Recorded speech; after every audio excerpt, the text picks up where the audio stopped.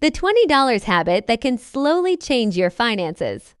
There's a moment most people experience when they're struggling with money.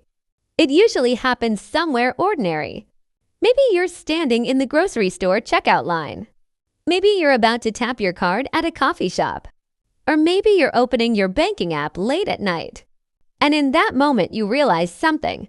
Your money always seems to disappear faster than you can earn it. You're working hard. You're trying to be responsible. But somehow it still feels like you're stuck. And then the advice starts coming from everywhere. Make a budget, cut back on small expenses, just save more. But what nobody explains is how you're supposed to save when there's barely anything left to save. So today, I want to share a small habit that helped me start building savings from almost nothing. It's simple, actually. It's almost ridiculously simple. But sometimes simple things are exactly what work. Being broke isn't just about numbers. It's about the constant mental pressure. You're always doing calculations in your head. Can I afford this right now? Should I wait until payday? Is this going to overdraft my account? Even small purchases can feel stressful. And after a while, something interesting happens. People start avoiding their finances altogether. They stop checking their accounts. They stop looking at balances. They stop paying attention. Because looking at the numbers feels worse than ignoring them. But avoiding money problems doesn't make them disappear. If anything, it just makes them harder to fix. A lot of financial advice starts in the wrong place.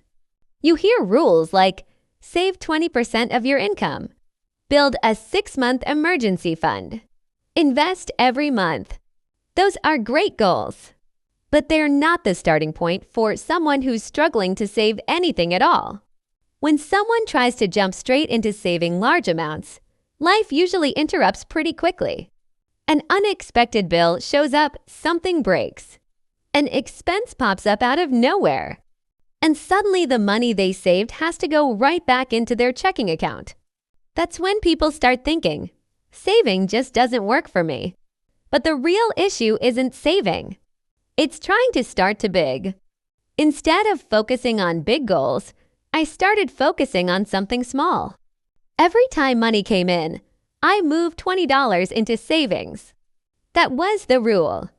No complicated percentages. No strict formulas. Just $20. If I got paid $20 if I made extra money, $20 if unexpected money showed up, another $20. At first, it felt almost pointless. $20 didn't seem like enough to make a difference.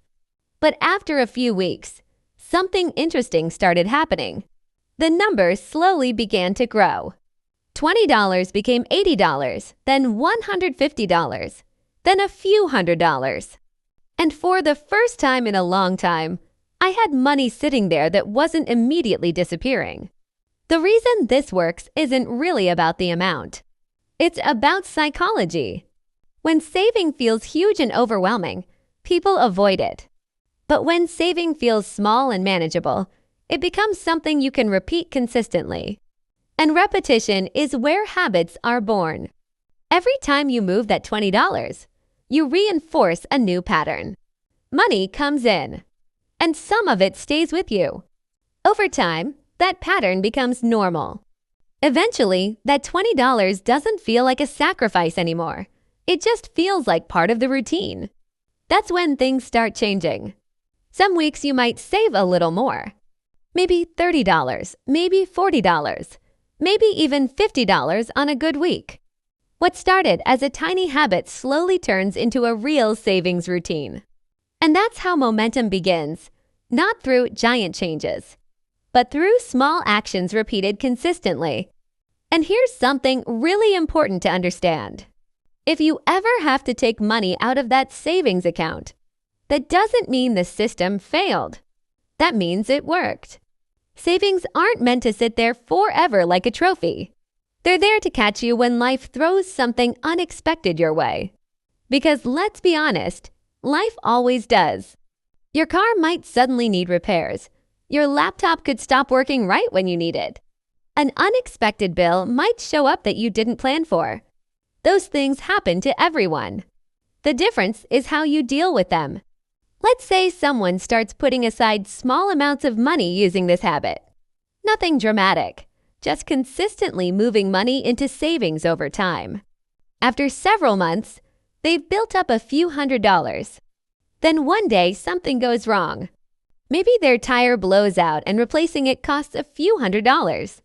In the past, that kind of expense might have gone straight onto a credit card. But this time they have money sitting there already. So they use some of their savings to cover it. Now their balance drops, but they avoided going into debt. And the next week they simply keep going with the habit, adding money back into the account little by little. That's how this works in real life. Savings go up, sometimes they go down, then they go back up again. The goal isn't to never touch the money. The goal is to create a cushion so that when life happens, and it always does, you have something there to soften the impact. So if you ever need to use that money, don't think of it as starting over. Think of it as proof that you built something useful. And then just keep adding to it again. If you want to try this, here's how to start. First, open a separate savings account. Not your regular spending account, something separate so the money feels different. Think of it as your stability account. Second, deposit your first $20 today. Not next week, not when the next paycheck comes. Do it today. Starting is the hardest step. Third, repeat the habit every time money comes in. Consistency is what makes this work.